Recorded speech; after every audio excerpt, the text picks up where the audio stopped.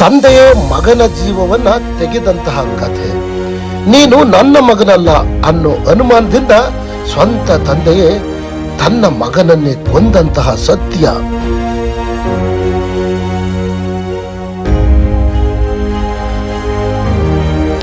ಅದು ವಿಜಯಪುರ ಎಂಬ ಒಂದು ಊರು. ಒಂದು ಮನೆ, ಒಂದು ಕುಟುಂಬ, ಒಂದು ಸಣ್ಣ ಮಗು.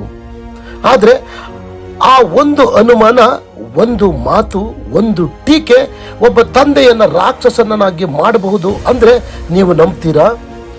ಇಂದು ನಾವು ಹೇಳ್ತಾ ಇರೋ ಕಥೆ ಒಂದು ಮಗುವಿನ ಜೀವನದ ಬೆಲೆ ಮತ್ತು ಒಂದು ಅನುಮಾನ ಹೇಗೆ ಒಂದು ಕುಟುಂಬವನ್ನ ನಾಶ ಮಾಡ್ತು ಅನ್ನೋದರ ನಿಜವಾದ ಕಥೆ. ವಿಜಯಪುರ ಜಿಲ್ಲೆಯ ಒಂದು ಸಾಮಾನ್ಯ ಕುಟುಂಬ. ತಂದೆ ಮಲ್ಲಿಕಾರ್ಜುನ, ತಾಯಿ ಭಾಗ್ಯಶ್ರೀ ಮತ್ತೆ ಅವರ 6 ವರ್ಷದ ಮುದ್ದು ಮಗ ಸಿದ್ಧಾರ್ಥ. ಸಿದ್ಧಾರ್ಥ ಎಂದ್ರೆ ಒಂದು ಸಣ್ಣ ನಗು, ಒಂದು ನಿರಪರಾಧದ ಮನಸ್ಸು, ತಂದೆ ತಾಯಿಗೆ ಪ್ರಪಂಚವೇ ಆಗಿದ್ದ ಆ ಮಗ.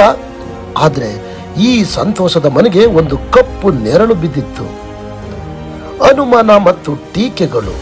ಗ್ರಾಮದಲ್ಲಿ ಕೆಲವರು ಈ ಹುಡುಗ ನಿನ್ನ ಹಾಗೆ ಕಾಣೋದಿಲ್ಲ, ನಿಜವಾಗಿಯೂ ನಿನ್ನ ಮಗನ ಎಂದು ಮಲ್ಲಿಕಾರ್ಜುನನನ್ನ ಟೀಕಿಸ್ತಾ ಇದ್ರು. ಮೊದಲಿಗೆ ಅವನು ಅದನ್ನ ಲಘುವಾಗಿ ತೆಗೆದುಕೊಂಡಿದ್ದ. ಆದ್ರೆ ದಿನದಿಂದ ದಿನಕ್ಕೆ ಆ ಮಾತುಗಳು ಅವನ ಮನಸ್ಸಿನಲ್ಲಿ ವಿಷವಾಗಿ ಹರಡತೊಡಗಿದ್ದವು. ಇವನು ನನ್ನ ಮಗನ, ನನ್ನನ್ನು ಎಲ್ಲರೂ ಯಾಕೆ ಹಾಸ್ಯ ಮಾಡ್ತಾರೆ? ಈ ಅನುಮಾನ ಒಂದು ತಂದೆಯ ಪ್ರೀತಿಯನ್ನ ನಿಧಾನವಾಗಿ ಕೊಲ್ಲತೊಡಗಿತ್ತು. 2026 ಮಾರ್ಚ್ 16 ಮಲ್ಲಿಕಾರ್ಜುನ ತನ್ನ ಹೆಂಡತಿಗೆ ಹೇಳ್ದ, ನಾನು ಸಿದ್ಧಾರ್ಥನನ್ನ ಶಾಲೆಗೆ ಸೇರಿಸಲು ಕರೆದುಕೊಂಡು ಹೋಗ್ತೀನಿ.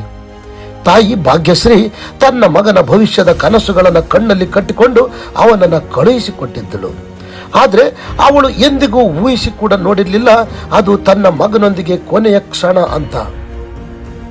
ಮಲ್ಲಿಕಾರ್ಜುನ ತನ್ನ ಮಗನನ್ನ ದೂರದ ಮಹಾರಾಷ್ಟ್ರದ ಕೃಷ್ಣಾ ನದಿ ಕಡೆ ಕರೆದುಕೊಂಡು ಹೋಗಿದ್ದ. ಆ ಸಣ್ಣ ಮಗು, ಅಪ್ಪ ನಾವು ಎಲ್ಲಿಗೆ ಹೋಗ್ತಿದ್ದೀವಿ ಎಂದು ಕೇಳಿರಬಹುದು. ಆದ್ರೆ ತಂದೆಯ ಮನಸ್ಸು ಈಗ ಕಲ್ಲಾಗಿತ್ತು. ಒಂದು ಕ್ಷಣ, ಒಂದೇ ಒಂದು ತಳ್ಳುವಿಕೆ.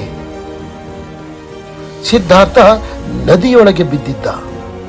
ಅವನು ಕೂಗಿರಬಹುದು, ಅಪ್ಪ ಉಳಿಸು ಅಂತ. ಆದ್ರೆ ಆ ಕೂಗಿಗೆ ಪ್ರತಿಕ್ರಿಯೆ ಇರಲಿಲ್ಲ. ಮಲ್ಲಿಕಾರ್ಜುನ ಮನೆಗೆ ಹಿಂದಿರುಗಿದ ಒಬ್ಬನೇ. ಅವನು ತನ್ನ ಹೆಂಡತಿ ಹತ್ರ ಹೇಳ್ತಾ ಇದ್ದ, ನಾನು ಮಗನನ್ನ ಹಾಸ್ಟೆಲ್ಗೆ ಸೇರಿಸಿದ್ದೇನೆ. ಹೆಂಡತಿ ಅದನ್ನ ನಂಬಿದ್ದಳು. ಆದ್ರೆ ಒಂದು ತಾಯಿ ಹೃದಯ ಏನೋ ತಪ್ಪಾಗಿದೆ ಅನ್ನೋದನ್ನ ಅರಿತುಕೊಂಡಿತ್ತು. ಏಪ್ರಿಲ್ 1 ಸಿದ್ಧಾರ್ಥನ ಹುಟ್ಟು ಹಬ್ಬ. ತಾಯಿ ಕೇಳಿದ್ಲು, ನನ್ನ ಮಗನನ್ನ ಕರೆದುಕೊಂಡು ಬನ್ನಿ, ನಾನು ಅವನನ್ನ ನೋಡಬೇಕು. ಆಗ ಮಲ್ಲಿಕಾರ್ಜುನನಿಗೆ ಗಾಬರಿಯಾಯಿತು. ಗಾಬರಿಯಾದ ತಕ್ಷಣ ಮಲ್ಲಿಕಾರ್ಜುನ ಮನೆ ಬಿಟ್ಟು ಹೊರಗಡೆ ಹೋದ. ಆ ದಿನ ಮನೆಗೆ ಬರಲಿಲ್ಲ. ಅನಿವಾರ್ಯವಾಗಿ ಪೊಲೀಸ್ ಠಾಣೆಗೆ ದೂರು ಕೊಡಬೇಕಾಯಿತು. ಆಮೇಲೆ ನೋಡಿ ಪೊಲೀಸರ ತನಿಖೆ ಆರಂಭವಾಗಿದ್ದು. ಇನ್ನೊಂದೆಡೆ ಕೃಷ್ಣಾ ನದಿಯಲ್ಲಿ ಒಂದು ಮಗು ಶವ ಪತ್ತೆಯಾಗಿತ್ತು. ಕೊನೆಗೆ ಮಲ್ಲಿಕಾರ್ಜುನ ತನ್ನ ಅಪರಾಧವನ್ನ ಒಪ್ಪಿಕೊಂಡಿದ್ದ. ಒಂದು ಅನುಮಾನ, ಒಂದು ಟೀಕೆ, ಒಂದು ನಿರಪರಾಧ ಮಗುವಿನ ಜೀವ ತೆಗೆದುಕೊಂಡಿತ್ತು. ಇದು ಕೇವಲ ಒಂದು ಕ್ರೈಮ್ ಅಲ್ಲ, ಇದು ಸಮಾಜದ ಕನ್ನಡಿ. ನಾವು ಹೇಳೋ ಮಾತುಗಳು ಯಾರದೋ ಜೀವನವನ್ನ ಬದಲಾಯಿಸಬಹುದು. ನಿನ್ನ ಮಗನ ಅನ್ನೋ ಒಂದು ಪ್ರಶ್ನೆ ಒಂದು ಕುಟುಂಬವನ್ನೇ ನಾಶ ಮಾಡಿತ್ತು. ಸ್ನೇಹಿತರೆ, ನಮ್ಮ ಮಾತು, ನಮ್ಮ ವರ್ತನೆ ಯಾರನ್ನಾದರೂ ಎಷ್ಟು ನೋಯಿಸಬಹುದು ಅನ್ನೋದನ್ನ ನಾವು ಯೋಚಿಸಬೇಕು. ಇಂದು ಸಿದ್ಧಾರ್ಥ ಇಲ್ಲ, ಆದ್ರೆ ಅವನ ಕಥೆ ನಮಗೆ ಒಂದು ದೊಡ್ಡ ಪಾಠವನ್ನೇ ಕಲಿಸುತ್ತೆ. ಅನುಮಾನಕ್ಕಿಂತ ನಂಬಿಕೆ ದೊಡ್ಡದು. ಟೀಕೆಗೆ ಬದಲಾಗಿ ಪ್ರೀತಿಯನ್ನ ಮಾಡೋದು ಒಳ್ಳೆಯದು. ಇಂತಹ ನಿಜ ಘಟನೆಗಳ ಕಥೆಗಳನ್ನ ನೋಡಲು HBS ನ್ಯೂಸ್ ಇನ್ಫೋ ಚಾನೆಲ್ನ ಸಬ್ಸ್ಕ್ರೈಬ್ ಮಾಡಿ, ಲೈಕ್ ಮಾಡಿ, ಶೇರ್ ಮಾಡಿ ಮತ್ತೆ ನಿಮ್ಮ ಅಭಿಪ್ರಾಯವನ್ನ ಕಾಮೆಂಟ್ ಬಾಕ್ಸ್ ನಲ್ಲಿ ತಿಳಿಸಿ. ಇದುವರೆಗೆ ವಿಡಿಯೋ ನೋಡಿದ್ದಕ್ಕೆ ಧನ್ಯವಾದಗಳು. ಟೇಕ್ ಕೇರ್, ಬಾಯ್. ಮತ್ತೆ ಭೇಟಿಯಾಗೋಣ. ನಮಸ್ಕಾರ.